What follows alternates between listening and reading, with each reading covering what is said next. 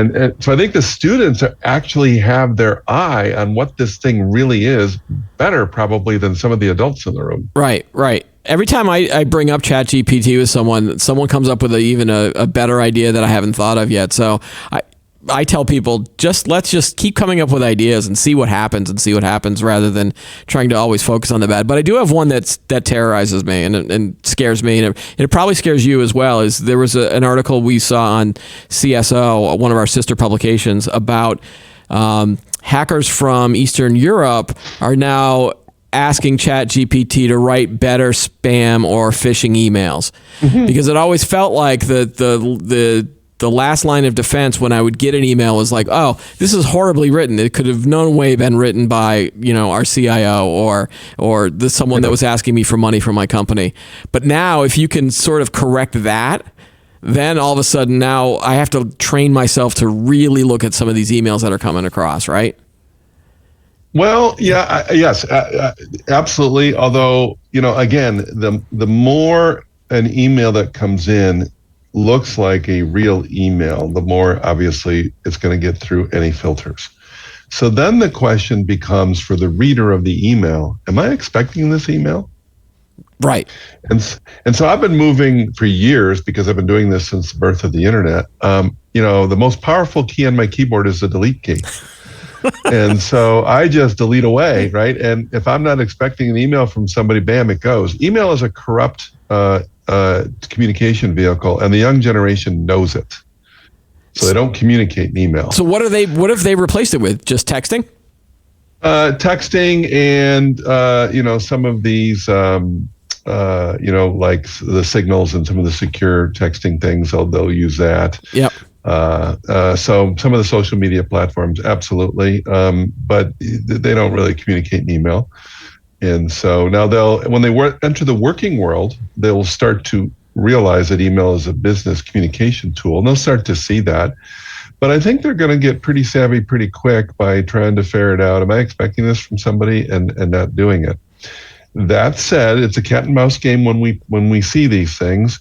We're constantly monitoring a network, so we see it. So then we might say, okay, hey, we're seeing a pattern of traffic here. Let's start doing preventative measures so that people don't click on that link, or if they do, they get routed to something internally that tells them this is an unsafe link. Right. But it is a cat and mouse game. But again, the phishing attempt is just step one of a multi-step approach.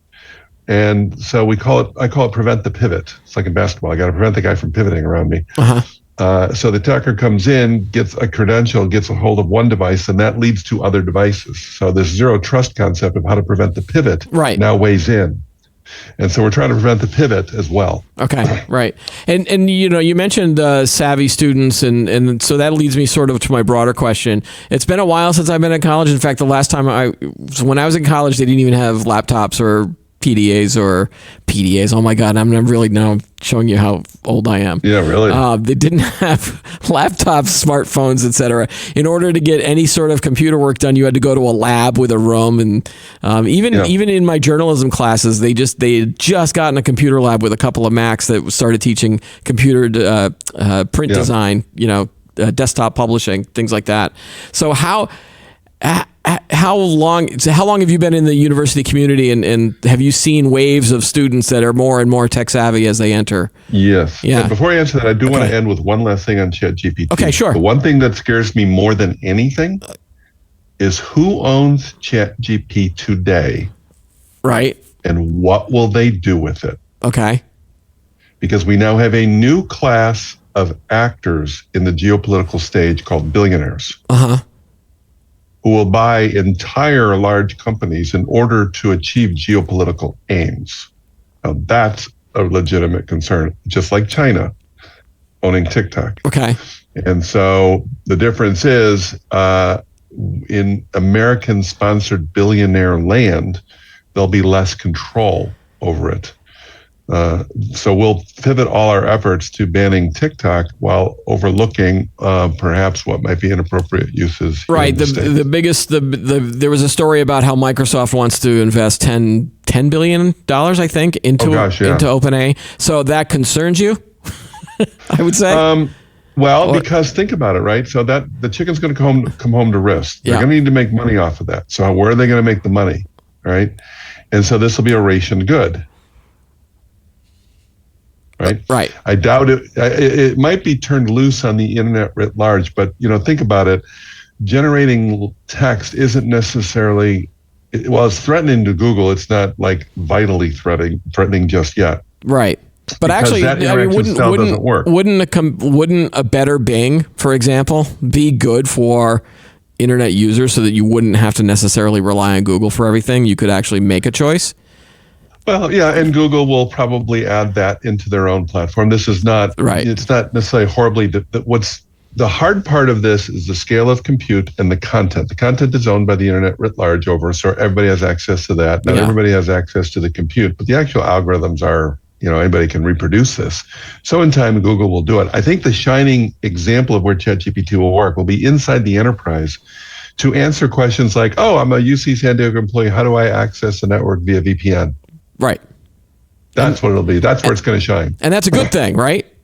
Yeah, that's a good thing. Yeah, that's a good thing. Because obviously, just to go back to what the conversational AI that people were having before, it was always, Amazon Alexa and some of the voice recognition stuff, and it was awful. I mean, I still yell at my Alexa on a regular basis because, well, first, the device always clicks on at the wrong time because we changed the language to Echo, and somehow if I say gecko, it clicks on or something that's close to so it's usually listening whenever I don't even need to, and then when I'm asking it a question, it like totally gets the questions wrong.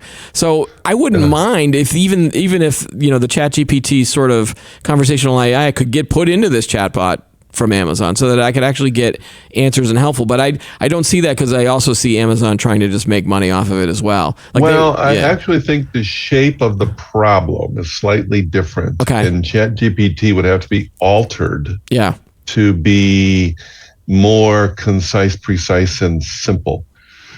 Now, by the way, the same technique ChatGPT is doing is available to Amazon and everybody now. Right.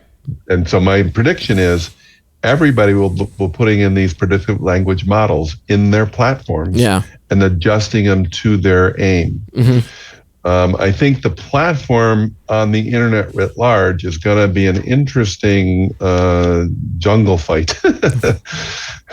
So we'll see where that goes.